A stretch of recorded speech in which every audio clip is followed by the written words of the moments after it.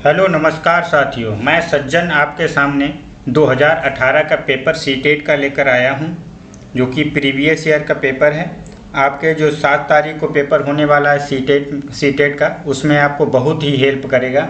आप इसको देख लीजिए। मैं इसका आंसर की लगा के ही लाया हूं आपके सामने। आप इसको जल्दी से जल्दी रिवाइज कर सकते हैं। स्टार्ट करते हैं दोस्तों। निम्नलिखित प्रश्नों के उत्तर देने के लिए सही सबसे उपयुक्त विकल्प छांटिए। पहला क्वेश्चन है, शरीर के केंद्रीय भाग से परिधियों या अग्रांगों की ओर का विकास दर्शाता है। मतलब केंद्र से बाहर की ओर की विकास की बात कर रहा है, तो इसको दोस्तों कहा जाएगा ऑप्शन नंबर 3 मध्य बाह्य विकास के सिद्धांतों को। क्वेश्चन नंबर दूसरा है, स्कूल बच्चों के समाजीकरण की एक ऐसी संस्था है जहां प्रमुख स्थान स्कूली बच्चों को दिया जाता है। ये सीडीपी के क्वेश्चन है दोस्तों।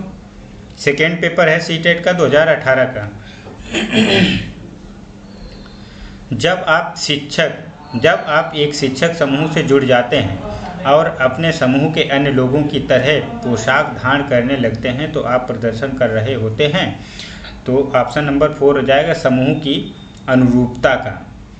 क्वेश्चन नंबर 4 है, किसी वस्तु के स्थायित्व की अवधारणा पियाजे के विकास के डेस चरण में प्राप्त हो जाती है। तो संवेदी गामक अवस्था में हो जाती है दोस्तों। ऑप्शन नंबर 4 है, वो पहला है क्वेश्चन नंबर 4 का। क्वेश्चन नंबर 5वां, व्यक्तिगत शिक्षा कार्यक्रम की योजना डेस के संदर्भ में बनाई जाती है। बाल केंद्रित शिक्षा कार्यक्रम यानी ऑप्शन नंबर 2। क्वेश्चन नंबर 6 है, डेस महीनों की आयु के बीच अधिकांश बच्चे शब्दों को मिलाकर छोटे छोटे वाक्यों में बोलना शुरू कर देते हैं। मतलब कितनी एज में?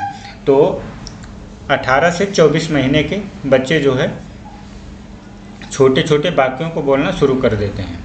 क्वेश्चन नंबर 7 है, बुद्धिलब्धि आईक्यू की अवधारणा किसने दी थी? तो आईक्यू की अवधारणा दी थी दोस्तों स्टर्न ने दी थी। क्वेश्चन नंबर 8 है, सृजनात्मकता को डेस की अवधारणा से संबंधित माना जाता है। विविध सोच डाइवर्जेंट थिंकिंग। क्वेश्चन नंबर 9 है, किसी भाषा के स्वीकृत ध्वनि संयोजकों को उसके नियमों के अंतर्गत बताया जाता है। ध्वनि संबंधी। क्वेश्चन नंबर 9 का पहला। क्वेश्चन नंबर 10, जब सोचने की प्रक्रिया किसी भाषा द्वारा प्रभावित होती है तो ऐसी स्थिति को कहा जाता है भाषा निर्धारित। क्वेश्चन नंबर 10 का दूसरा है। क्वेश्चन नंबर 11 है, अपने अनुभवों और लक्षणों के आधार पर उपकरणों में खराबी के कारण किसी परिकल्पना का परीक्षण कर रवि उपकरणों की मरम्मत करता है, वह उपयोग करता है। क्वेश्चन नंबर 11 का ऑप्शन नंबर 4 हो जाए अनुमानी विधि का। क्वेश्चन नंबर 12 है, दिव्या अक्सर निर्देशित कार्यों को छोटे छोटे हिस्सों में विभाजित कर आसान बना लेती है, वह उपयोग करती है उपलक्ष्य विश्लेषण विधि का करती है। क्वेश्चन नंबर 13 है, पुरुष और महिला की भूमिकाओं का निर्धारण समाज करता है। यह कथन बताता है कि लैंगिकता एक सामाजिक अवधारणा है। क्वेश्चन नंबर 14 है, ग्रेडिंग, कोडिंग, अंकन और क्रेडिट संचय प्रणालियां डेस के कुछ उदाहरण हैं। तो अधिगमकर्ताओं की उपलब्धि के आकलन की गणन विधि। आंसर नंबर 15, क्वेश्चन नंबर 15 है, अधिगमकर्ताओं की उपलब्धि का आकलन शिक्षकों की सहायता करता है शिक्षण अधिगम विधियों की प्रभावशीलता का मूल्यांकन करने में। समावेशी शिक्षा डेस के सिद्धांत पर आधारित है, तो सतत एवं समान अवसर पर। क्वेश्चन नंबर 17 है, दिव्यांगजन अधिकार अधिनियम वर्ष डेस में लागू किया गया था। तो 2016 में लागू किया था RPWT एक्ट। क्वेश्चन नंबर 18 है, व्यक्तिगत विविधताओं वाले बच्चों को पढ़ाने के लिए ऐसे विद्यालय होने चाहिए जहां शिक्षक विविध अधिगम आवश्यकताओं के अनुसार विभिन्न शिक्षण अधिगम प्रविधियों का प्रयोग करने में प्रशिक्षित हों।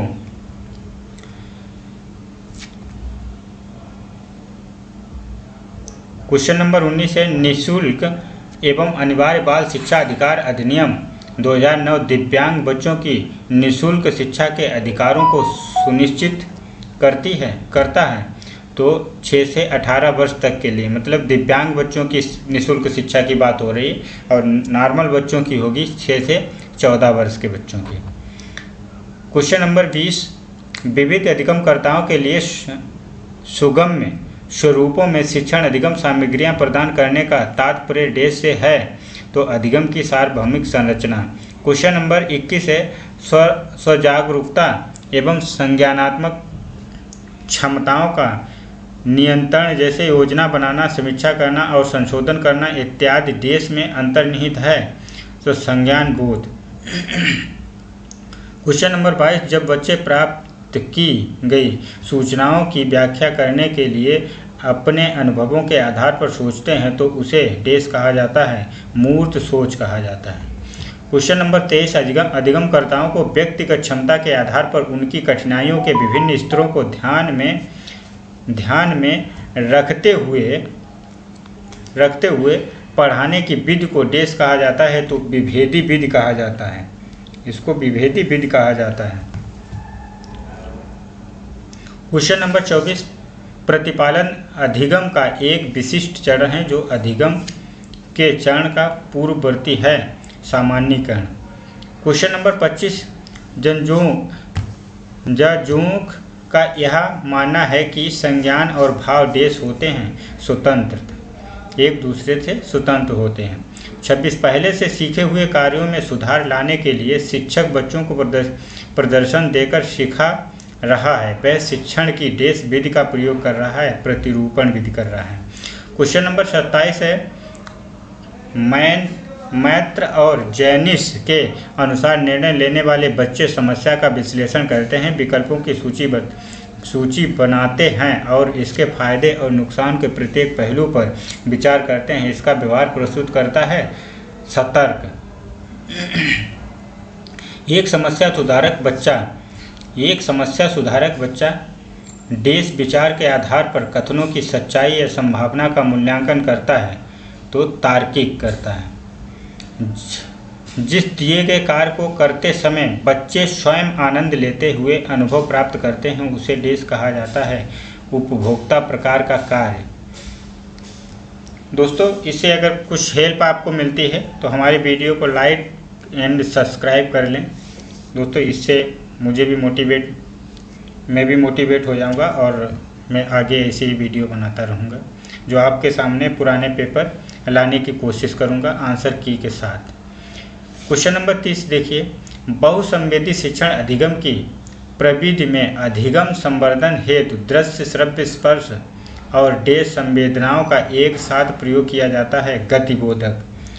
दोस्तों, अब यहाँ से चलेगा साइंस और मैथ। दोस्तों, मैं साइंस और मैथ हल करके नहीं दिखा सकता हूँ, आप इसको सोल्व करके, आप इसको धीरे वीडियो या रोक के वीडियो हल करके आप देख सकते हैं। अगर हल करेंगे तो आपको बहुत ही बेनिफिट होगा 7 तारीख को होने वाले पेपर में। किस लिए? क्योंकि वहाँ हल करोगे आप, उससे पहले कुछ पेपर हल करके देख लेना बहुत ही लाभदायक होता है, क्योंकि बहुत ही इसमें हेल्प मिल जाता है कि किस तरह से कौन सा क्वेश्चन हल करना है। तो मैं इसमें आंसर की ही आपको दिखाऊंगा और हल करना आपका काम है कि हल करके आप देख सकते हैं आपका आंसर आ रहा है कि नहीं आ रहा है। तो एक बैठक में 31 नंबर क्वेश्चन मैथ और साइंस चलेगा, यहाँ पे आपका 90 तक, क्वेश्चन नंबर 90 तक चलेगा।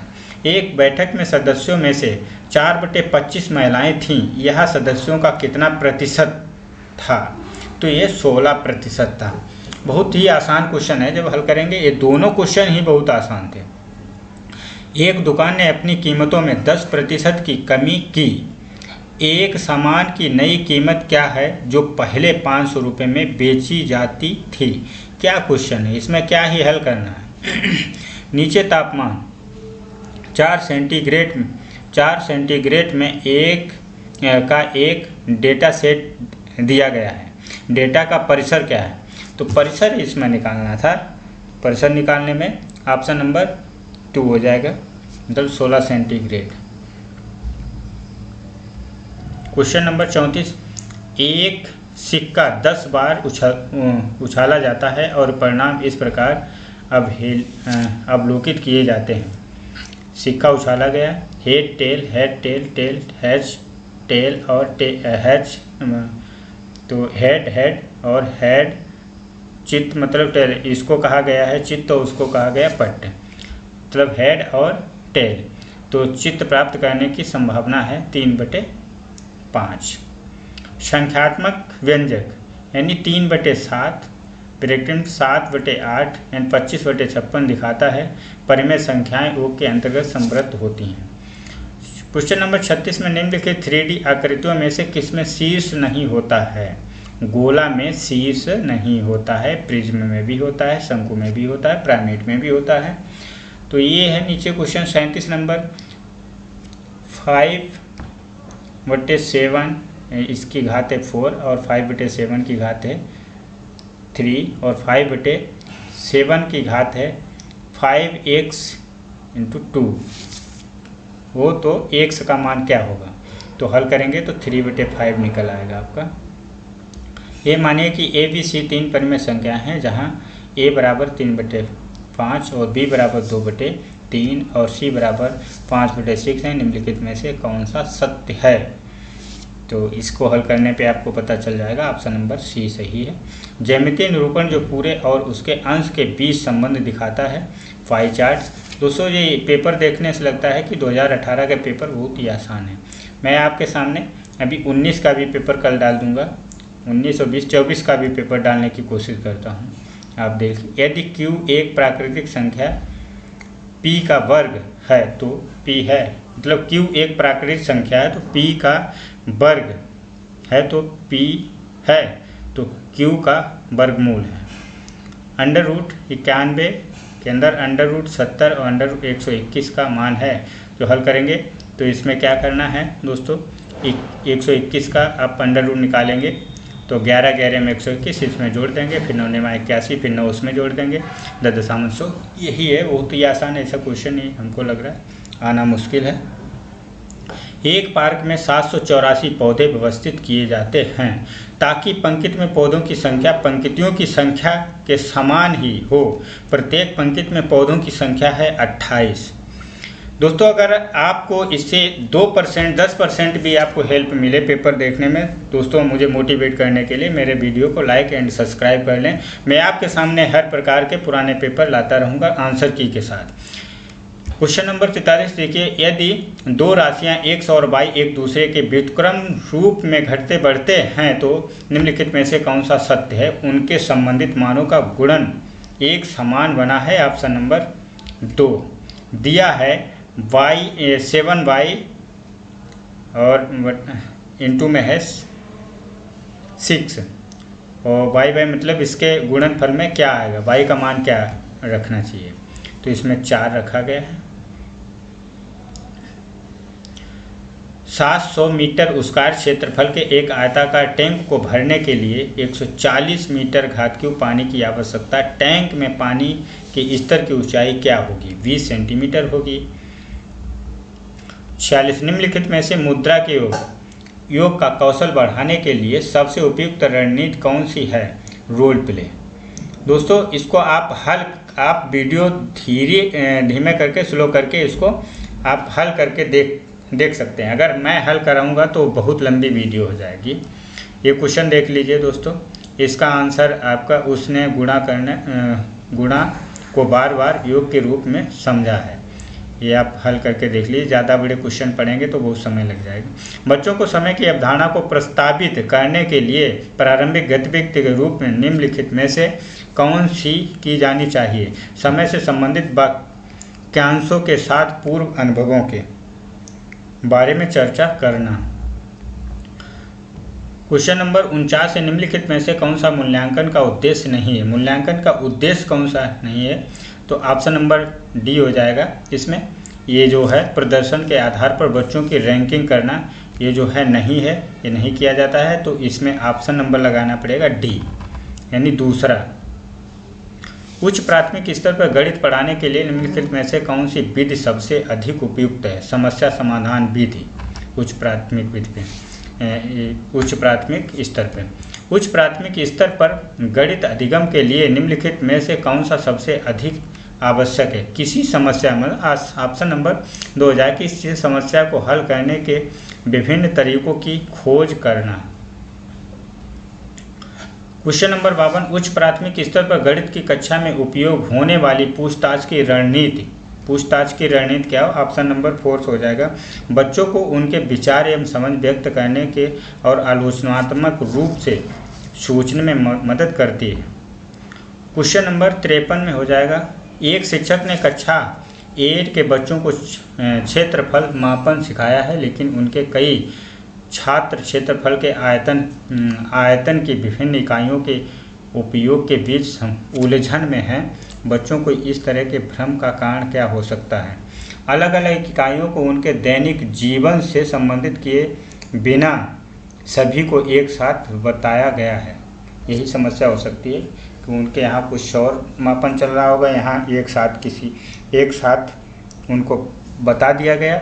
उनको पहले जानकारी होना चाहिए था शिक्षक को कि कौन से मापन की इकाई कहाँ कितना बच्चे को ज्ञान है।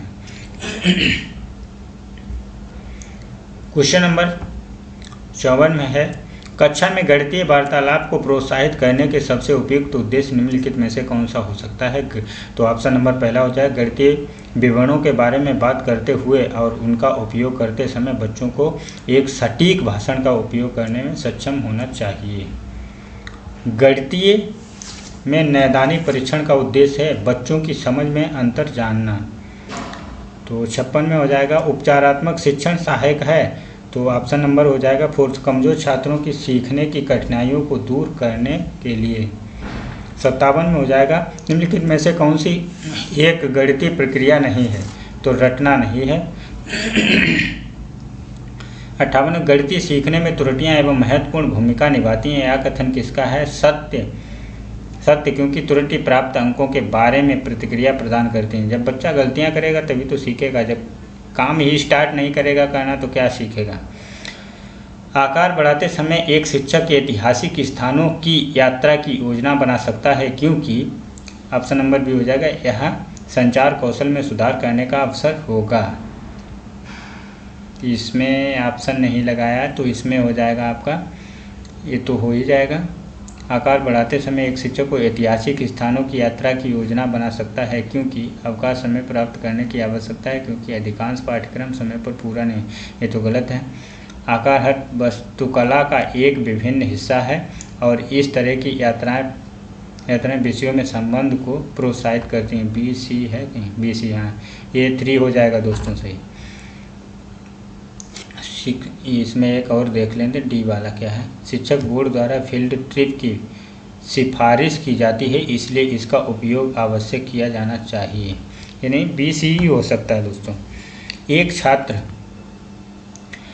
छात्र को एक घन की सतह का क्षेत्रफल निकालने के लिए कहा गया था, तो घन का क्षेत्र उसने आयतन निकाला, तो गणना में त्रुटि के कारण है। तो इसमें से छात्र सतह का क्षेत्रफल और आयतन की अवधारणा को समझने में सक्षम नहीं है। तो ऑप्शन नंबर पहला हो जाएगा इसमें सही। 61 में दोस्तों साइंस चलेगा, साइंस 61 से 90 तक चलेगा। संसार में पाए जाने वाले सबसे लंबे सर्प जालीदार अजगर है। अब साइंस 61 से 90 तक चलेगा। ये सेकेंड पेपर है, मैं फिर से बता देता हूँ दोस्तों। ये सेट नंबर M है और पेपर नंबर सेकेंड है, जूनियर का सीटेट का पेपर है। आप 7 तारीख को जो पेपर देने जाएंगे इसको आध घंटे में स्पीड से रिवाइज करके देख सकते हैं, क्योंकि आपको कहीं ना कहीं 2-4 क्वेश्चन का फ़ायदा हो ही सकता है। संसार में पाए जाने वाले सबसे लंबे सर्प हैं जालीदार अजगर। क्वेश्चन नंबर 62, विश्व भर में लोगों द्वारा योग किया जाता है क्योंकि यह लोगों को स्वस्थ रखता है। चेचक के टीके का आविष्कार किसने किया? एडवर्ड जेनर ने किया था। निम्नलिखित में से किसका उपयोग एक परिरक्षक के रूप में किया जाता है? सोडियम बेंजोएट से किया जाता है। ईस्ट का उपयोग डेस के उत्पादन में किया जाता है, एल्कोहल में किया जाता है। ईस्ट माइटोकॉन्ड्रिया, एटीपी, राइबोसोम और प्रोटीन किसका है? मतलब प्रोटीन का। माइटोकॉन्ड्रिया एटीपी संबंध है तो राइबोसोम का किससे, प्रोटीन से। क्वेश्चन नंबर 67 है, यदि एक सरल लोलक की आवृत्ति 2 हर्ट्ज है तो यह 16 सेकेंड में कितने दोलन पूरे करेगा, 16 दूनी 32 करेगा। निम्नलिखित में से कौन सी धातु वायु में रखने पर जल उठती है, सोडियम जल उठती है। मैग्नीशियम हाइड्रोक्साइड MgOH2 का उपयोग गैस के रूप में किया जाता है तो प्रति अम्ल। निम्नलिखित में से कौन सी गैस पाप की ध्वनि के साथ जलती है, हाइड्रोजन। निम्नलिखित में से कौन सा से संपर्क बल के उदाहरण हैं, तो ए और दो, मतलब गुरुत्वाकर्षण बल और पेशीय बल दोनों। मधुमेह रोग किस हार्मोन द्वारा नियंत्रित होता है, इंसुलिन द्वारा। निम्नलिखित में से कौन सा पेट्रोलियम का उत्पादन नहीं है, CNG। मिट्टी का तेल भी है, पैराफिन मोम भी है और बिटुमेन भी है, CNG नहीं है। और 74 में रेड डाटा बुक देश का रिकॉर्ड रखती है संकटा फन प्रजातियां जो ख़त्म होने जा रही हैं। जूते के सोल असमतल क्यों किए जाते हैं, जड़त्व बढ़ाने के लिए, मतलब जो खुरदरे होते हैं अगर चिकने कर दिया जाए तो हम लोग फिसल सकते हैं। तो 76 में सारिका ने आशुत जल एक बोतल में लिया और पता लगाने की कोशिश की कि वह विद्युत का सुचालक है या नहीं, उसे क्या प्राप्त होने की संभावना है, या विद्युत का कमजोर चालक है, यही प्राप्त होगा। निम्नलिखित में से कौन सा कथन सत्य नहीं है, तो किसी विद्युत परिपथ में सुरक्षित प्रवाहित होने के लिए विद्युत धारा की न्यूनतम सीमा, यही ऑप्शन नंबर फर्स्ट हो जाएगा। दोस्तों मैं चारों ऑप्शन इसलिए नहीं पढ़ रहा हूँ कि समय की बहुत मारामारी है, आपके पास 7 तारीख को पेपर होने वाला है। मैं अगर इसमें चारों क्वेश्चन पढ़ेंगे तो आपका एक क्वेश्चन ये समय लग सकता है, आपका 2 से 3 गुना समय लग सकता है, जिसके आपको समय की हानि होगी। और इतनी देर में आप कुछ और वीडियो किसी की देख लेंगे और कुछ जानकारी, मेरा मतलब है जल्दी से जल्दी रिवाइज कर लो। जितना भी रिवाइज कर रहे हो, जितने भी नोट्स आप बनाए हो उनको 7 तारीख तक रिवाइज करना बहुत ज़रूरी है। और जो मैराथन लोग लाते हैं, मैराथन से बढ़िया जो आप नोट्स बनाए हैं वो ज़रूर ही रिवाइज कर लें। दोस्तों ये क्वेश्चन मैं पास हूँ पहले से ही, 2018 से लगातार 3-4 बार मैं पास हूँ, इसलिए मेरे पास पेपर पड़े थे तो मैंने कहा ये जो है डाल देते हैं। तो आपको सबसे ज़रूरी है कि जो मैराथन लाते हैं ना 6-7-8 घंटे की, उससे बढ़िया है कि आप अपनी कॉपी में जो नोट्स बनाए हैं उसको रिवाइज करना बहुत ज़रूरी है, कि वहाँ से आपको इतनी मेहनत किए हैं तो वहाँ से आपको बहुत हेल्प मिलेगी। और आप हमको पता है कि कुछ जो कॉपी में अपनी लिखता है तो वो इम्पोर्टेंट चीज़ ही लिखता है, जो याद होता है वो नहीं कभी लिखता है इंसान।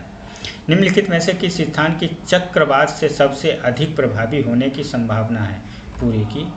तो क्वेश्चन नंबर 79, पृथ्वी पर ऋतुएं बदलती हैं क्योंकि पृथ्वी का घूर्णन अक्ष उसकी कक्षा के तल के सापेक्ष झुका हुआ, यानी पृथ्वी जो अपनी धुरी पर घूमती है उसी के कारण समय परिवर्तन, मतलब जो अपना मौसम परिवर्तित होता है उसी के कारण होता है।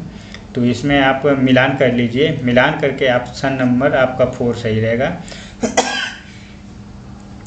81, विज्ञान की रचनात्मक आकलन क्यों महत्वपूर्ण है, विज्ञान में रचनात्मक आकलन क्यों महत्वपूर्ण है या निदानात्मक है।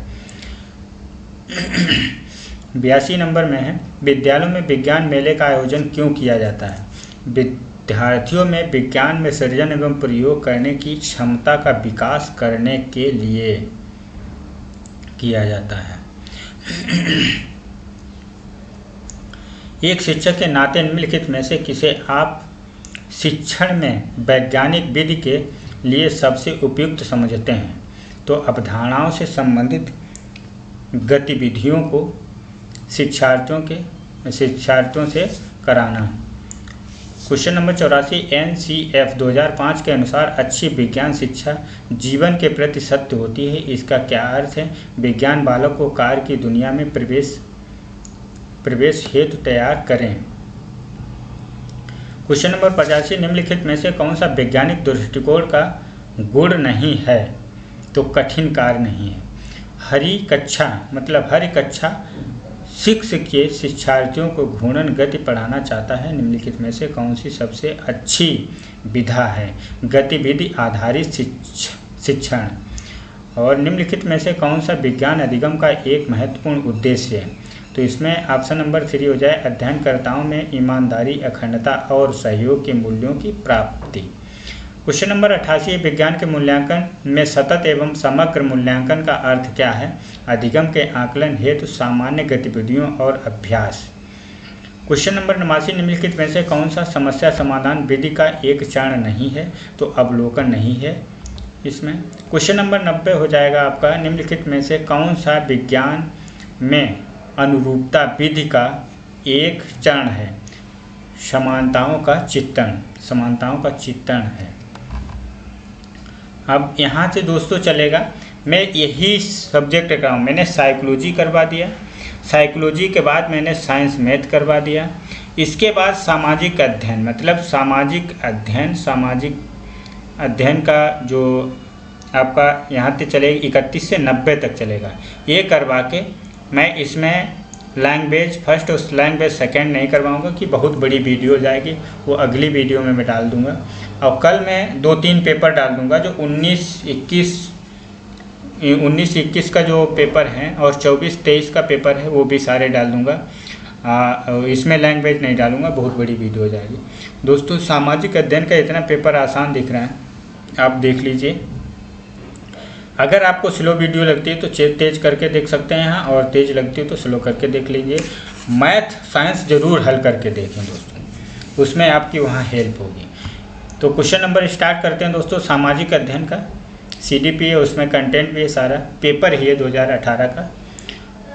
क्वेश्चन नंबर 31 वाद दिग्दर्शी, मतलब वाद दिग्दर्शी का प्रयोग क्या मापने के लिए किया जाता है? वायु दिशा नापने के लिए। वायुमंडल की निम्नलिखित में से कौन सी परत रेडियो तरंगों के संचार में मदद करती है? बाहरी वायुमंडल करती है। पृथ्वी की विभिन्न परतों को क्रम में आंतरिक के बाहरी, मतलब अंदर से बाहर की तरफ क्रम में लगाना है। तो इस पहले आंतरिक में आंतरिक कोड आएगी, बाहरी कोड आएगी और मेंटल आएगी, फिर परपटी आएगी। इसके बाद है दिए गए आरेख में सूर्य, पृथ्वी और चंद्रमा की स्थिति को ध्यान से देखिए और बताइए कि यह क्या दर्शाता है। तो क्या दर्शाता है? ये लघु ज्वार भाटा दर्शाता है। क्वेश्चन नंबर 35 में जब नदी मैदान में प्रवेश करती हो तो यह मुड़ जाती है और बड़े मोड़ बनाकर बहती है, जो कहलाता है विसर्प। अधिकांश दुर्गम क्षेत्रों में और आपदाओं के समय लोगों को बचाने और भोजन, जल, कपड़े एवं दवाओं को वितरित करने के लिए यातायात का कौन सा साधन बेहद उपयोगी है? वायुमार्ग है। भाई नीचे से जब सैलाब होगा तब कहाँ से नीचे से सवारी जा सकती है? तो वायुमार्ग तो होगा ही। भूगोल की वह शाखा जो विशिष्ट मानव जनसंख्या की संरचना के विषय से संबंधित है कहलाती है जनसांख्यिकी। अधिकांश अभिकथन, कथन है और निष्कर्ष है। सूर्य गुजरात में अरुणाचल प्रदेश से लगभग 2 घंटे बाद अस्त होता है, और इसका कारण है, वो अभिकथन था, इसका कारण है आपका अरुणाचल प्रदेश गुजरात की तुलना में उच्च अक्षांश पर स्थित है। तो इसका ऑप्शन हो गया ए, और दोनों सत्य हैं, लेकिन RA को स्पष्ट नहीं करता है, उसकी व्याख्या सही नहीं करता है। क्वेश्चन नंबर 39 निम्नलिखित में से कौन सा ऊर्जा का गैर पारंपरिक स्रोत है? सौर ऊर्जा गैर पारंपरिक मतलब स्रोत है, और ये है पारंपरिक ईंधन, प्राकृतिक गैस और कोयला। ये जो है ख़त्म होने वाले हैं, वो जो है ख़त्म होने वाला नहीं, इसलिए वो गैर पारंपरिक स्रोत है। विशेष रूप से निर्मित टैंकों और तालाबों में मछली का प्रजनन कहलाता है, पिसीकल्चर कहलाता है। स्थल का एक संकरा भाग जो 2 बड़े स्थलीय भागों को एक दूसरे से जोड़ता है, उसे क्या कहते हैं? स्थलासंधि। निम्नलिखित में से कौन सा महाद्वीप आकार में सबसे छोटा है? ऑस्ट्रेलिया महाद्वीप सबसे छोटा है, एशिया सबसे बड़ा है। उच्च प्राथमिक स्तर पर सामाजिक विज्ञान में शामिल है तो इतिहास, भूगोल, राजनीतिक विज्ञान, अर्थशास्त्र। आगमनात्मक अधिगम निम्नलिखित में से किस विधा का विरोधाभासी है? तो संख्यात्मक शिक्षण है। और 45 में क्वेश्चन नंबर 45 दिए गए कथनों ए बी को, मतलब दिए गए कथनों ए और बी को पढ़िए और सही उत्तर को दें। तो कथन आपका है आलोचनात्मक सोच अवधारणाओं के निर्माण तथा विचारों को अनुप्रयोग और विस्तार को बढ़ावा देती है। और दूसरा है बी है, यह दूसरों के तर्कों और विश्वासों को समझने में, मूल्यांकन करने में मदद नहीं करती है। ये सत्य है और 20 असत्य है। अनुभवजन्य साक्ष्य क्या हैं? तो इंद्रियों के माध्यम से वास्तविक दुनिया में एकत्रित आंकड़े। क्वेश्चन नंबर 47, भौतिक विशेषताओं के मॉडल प्रकृतियाँ शिक्षण के लिए सबसे अधिक उपयुक्त हैं? भूगोल। 48, स्थानीय समाचार पत्र के मौसम की जानकारी का संग्रह किस प्रकार का स्रोत है? द्वितीयक। सीखने की क्षमता वाले शिक्षार्थी किस प्रकार की कक्षा में अन्य छात्रों के साथ सीखते हैं? समावेशी के साथ सीखते हैं। निम्नलिखित सिद्धांत किसने दिया है? सभी बच्चे विकास के समान अनुक्रम से गुजरते हैं, लेकिन विभिन्न दरों से। इसलिए शिक्षक को पूरी तरह से कक्षा के लिए नहीं बल्कि व्यक्तिगत बच्चों और छोटे समूहों के लिए गतिविधियों की योजना बनानी चाहिए। जेन पियाजे का ये कथन है। कक्षा में सहकारी शिक्षा को बढ़ावा देने के लिए एक शिक्षक को चाहिए छात्रों को बहस और चर्चाओं में लगाए। एक आत्मनिर्देशित आत्म अनुशासित सोच जो एक उचित तरीके से गुणवत्ता के उच्चतम स्तर पर तर्क करने का प्रयास होती है, उसे कहते हैं आलोचनात्मक सोच। अंजना गुफा चित्रों में इस्तेमाल किए गए रंग निम्नलिखित में से किस सामग्री से प्राप्त किए गए हैं? तो पौधों और खनिज के। क्वेश्चन नंबर 54 में सबसे पुरानी पांडुलिपियाँ देश पर लिखी गई थी? ताड़ पत्तों पर। मानव इतिहास में निम्नलिखित में से कौन सी अवधि काल सबसे लंबी है? पूरा पाषाण काल है। दिए गए कथनों, ये भी कथन दिए गए हैं, इन पे आपको विचार करना है। मेहरगढ़ पाकिस्तान के नोबल दर्रे के पास एक उपजाऊ मैदान में स्थित है। यहाँ खेती के पशुपालन के पास साक्ष्य पाए जाते हैं। तो इसमें हो जाएगा ए और बी दोनों सत्य हैं। भारत के निम्नलिखित राज्यों में से किस एक राज्य में हड़प्पा के नगर सबसे बड़ी संख्या में मिले हैं? गुजरात में मिले हैं। ऋग्वेद मूल रूप से निम्नलिखित में से किस भाषा में रची गई थी? संस्कृत भाषा में रची गई थी। 6ठी शताब्दी ईसा पूर्व में मगध महाजनपद के पहले शासक कौन थे? बिंबिसार थे। निम्नलिखित में से कौन सा बौद्ध धर्म के त्रिरत्नों में से नहीं है? तो अहिंसा नहीं है, संघ भी है, धम्म भी है, बुद्ध भी है। निम्नलिखित में से कौन सा राजभाषा सदस्यों का चुनाव करता है? विधानसभा के सदस्य, विधायक। 62 में भारत द्वारा निम्नलिखित में से किस शासक प्रणाली को अपनाया गया था? संसदीय और संघीय। अनुसूचित जातियों के लिए कितने संसदीय निर्वाचन क्षेत्र आरक्षित हैं? 47। भारत में अस्पृश्यता प्रथा के कारण निम्नलिखित में से किस मौलिक अधिकार का उल्लंघन किया गया है? समानता का अधिकार। भारत के संविधान के अनुसार निम्नलिखित में से कौन सा मौलिक अधिकार नहीं है? संपत्ति का अधिकार। अस्पृश्यता देश के आधार पर भेदभाव को संदर्भित करती है, जाति के आधार पर करती है। मुख्यमंत्री को कौन नियुक्त करता है? राज्यपाल करता है। छोटा क्वेश्चन है वो बच्चों वाला। राज्यपाल को कौन नियुक्त करता है? छोटा क्वेश्चन है। राष्ट्रपति करता है। प्रधानमंत्री का चुनाव कौन करता है? संसद करता है। बच्चों वाला क्वेश्चन है। निम्नलिखित में से किसको भारत का पहला नागरिक कहा जाता है? राष्ट्रपति को। बच्चों वाला क्वेश्चन है। निम्नलिखित में से किसको भारत में राज्य का पहला नागरिक कहा जाता है? ये भी कोई क्वेश्चन है। राज्यपाल को वर्तमान लोकसभा 2014 के बाद हैं 26, मतलब वर्तमान लोकसभा जो उस समय 16 चल रही थी 14 में। और भारत का वर्तमान राष्ट्रपति कौन है? रामनाथ। उस समय की बात है, अभी मत लगा देना।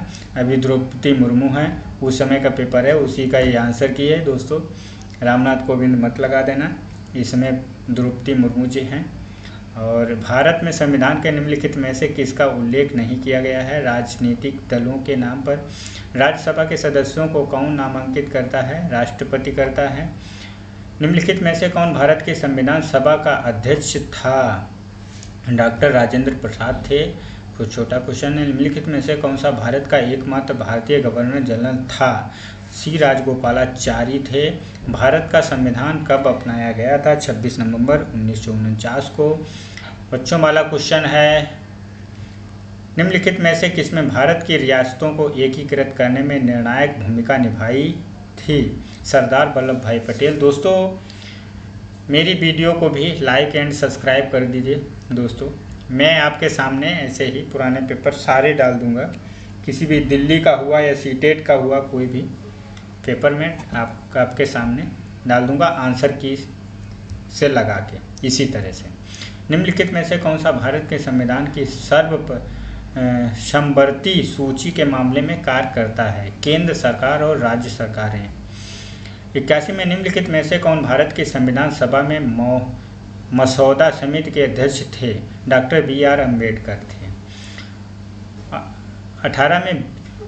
18वीं सदी में किसके नेतृत्व के बंगाल धीरे धीरे मुगल नियंत्रण से अलग हो गया था? मुर्शिद कुली खान। 83 में निम्नलिखित में से किस गवर्नर जनरल ने फैसला किया कि बहादुर शाह जफर आखिरी मुगल सम्राट होंगे और उनकी मृत्यु के बाद किसी भी वंशज को शासक के रूप में नहीं पहचाना नहीं जाएगा? लॉर्ड कैनिंग ने कहा था। किस गवर्नर जनरल ने घोषित किया कि अवध का गलत तरीके से शासन किया जा रहा था और उचित प्रशासन सुनिश्चित करने के लिए ब्रिटिश शासन की आवश्यकता थी? लॉर्ड डलहौजी। कानपुर के किस शासक ने खुद को पेशवा कहा? नाना साहेब ने कहा था। कारखाने के विषय में पढ़ाने के लिए सबसे उपयोगी विधि होगी किसी औद्योगिक कारखानों की यात्रा आयोजित करना। एडुसैट से क्या अभिप्राय है? एक मानव निर्मित भारतीय उपग्रह है एडुसैट।